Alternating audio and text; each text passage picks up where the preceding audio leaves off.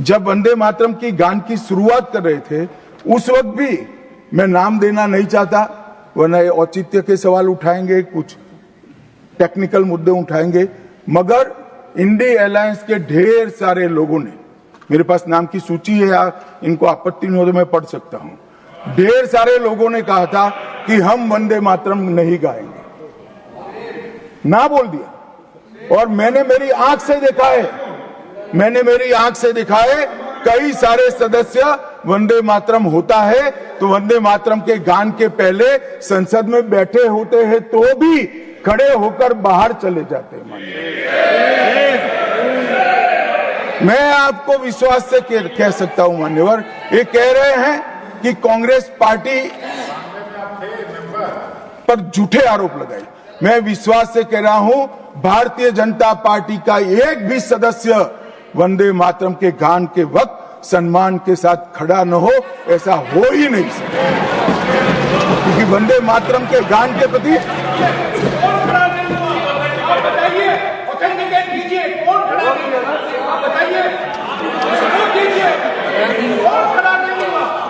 आप बैठिए, आप बोथ बैठिए प्लीज, आप बोथ बैठिए प्लीज, बैठिए please. You will get your chance to speak. You can say your opinion when the turn comes to you.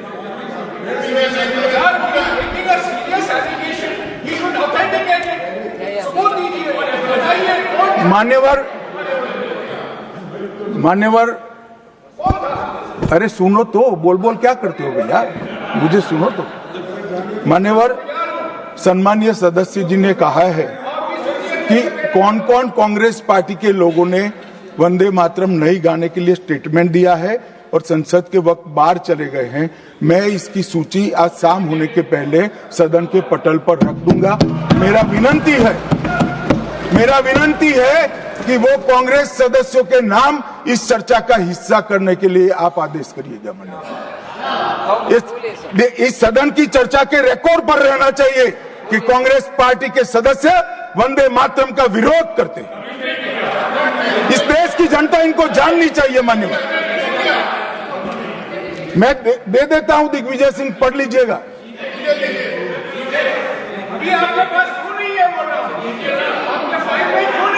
मान्यवर,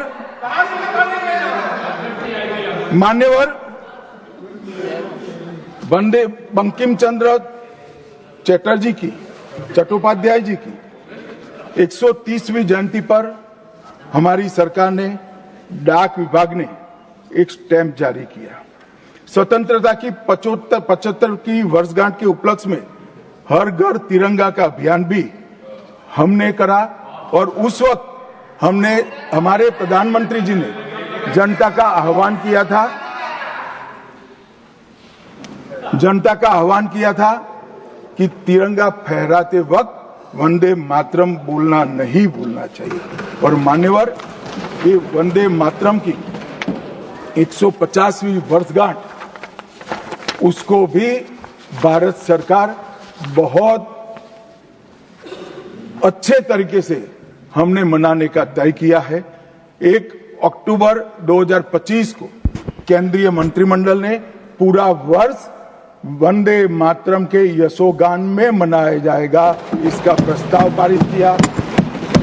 24 अक्टूबर 25 को राष्ट्रीय और अंतर्राष्ट्रीय स्तर पर समन्वयित कार्यक्रमों की रूपरेखा तय की गई। माननीय प्रधानमंत्री जी ने भारत माता को पुष्पांजलि देकर 7 नवंबर 25 को नई दिल्ली में ये वर्ष का शुभारंभ किया। उसका चरण 1 नवंबर में हो चुका है, चरण 2 जनवरी 26 में होगा, चरण 3 अगस्त 26 में होगा और चरण 4 नवंबर 26 में होगा। स्मारक डाक टिकट का वो भी हम जारी कर चुके हैं, सिक्का भी जारी कर चुके हैं। वंदे मातरम नाद एकम रूप अनेकम ऐसे शीर्षक से 75 वादकों द्वारा विशेष सांस्कृतिक प्रस्तुतिकरण की रचना भी हो चुकी है और सुबह 10 बजे उस दिन 7 नवंबर को देश भर में सामूहिक वंदे मातरम का गान भी भारत सरकार के आह्वान पर देश की जनता ने किया। मान्यवर, वंदे मातरम के 150 वर्ष इसकी डॉक्यूमेंट्री और प्रदर्शनी बनाई गई है हर जिला सेंटर पर, और हो सके तो तहसील सेंटर पर उसको दिखाया जाएगा। डिजिटल मोड पर करोड़ों लोगों को वो प्रदर्शनी भी भेजी जाएगी। ऑल इंडिया रेडियो, दूरदर्शन और एफएम चैनलों पर विशेष कार्यक्रमों को प्रसारित करने का हमने आयोजन किया है। प्रेस सूचना ब्यूरो द्वारा टायर T2 और टायर 3 शहरों में चर्चा सभाएं का आयोजन होने वाला है। सभी भारतीय दूतावासों में वंदे मातरम आधारित सांस्कृतिक संध्याएं आयोजित होने वाली है। Vande Mataram salute to mother earth के तहत वृक्षारोपण अभियान चालू है। हाईवे पर देशभक्ति आधारित वंदे मातरम के इतिहास को दर्शाते हुए भित्ति चित्र भी हम रखने वाले हैं। रेलवे स्टेशन और हवाई अड्डों पर LED डिस्प्ले के माध्यम से सार्वजनिक घोषणा भी होगी और वंदे मातरम और बंकिम चंद्र चट्टोपाध्याय जी पर 25 लघु फिल्में 1-1 मिनट की बनाने का भी हमने शुरुआत कर लिया है। मान्यवर, देश के प्रधानमंत्री जी ने लाल किले से अमृत काल के लिए पंच प्रण की घोषणा की थी। इसमें एक, जब देश आजादी की शताब्दी मनाता हो उस वक्त विकसित भारत का लक्ष्य हमने तय करना है। गुलामी की हर मानसिकता से मुक्ति प्राप्त करनी है। अपनी विरासत पर गर्व लेना है। देश की एकता और एकजुटता और अखंडितता को हमें संभाल कर रखना है और नागरिकों में कर्तव्य की भावना को हमें आगे बढ़ाना है। मान्यवर, जब देश के आजादी के 75 साल हुए, कोरोना काल होने के बावजूद 2 साल तक पूरे देश के हर गांव में आजादी के अमृत महोत्सव को मनाया गया। अमृत महोत्सव के माध्यम से इस देश की युवा पीढ़ी को हमारी 1857 से 1947 तक की पूरी आजादी के संघर्ष को हमारे युवाओं को परिचित कराया। कई नामी, कई अनामी, जिनके नाम भी इतिहास में दर्ज नहीं हुए, ऐसे स्वतंत्रता संग्राम के नायकों को ढूंढकर उनके स्मारक बनाए गए। देश भर में कई कार्यक्रम हुए और देशभक्ति का एक नया ज्वार खड़ा करने का प्रयास आजादी के बाद पहली बार 75 साल जब मनाए गए तब हुआ।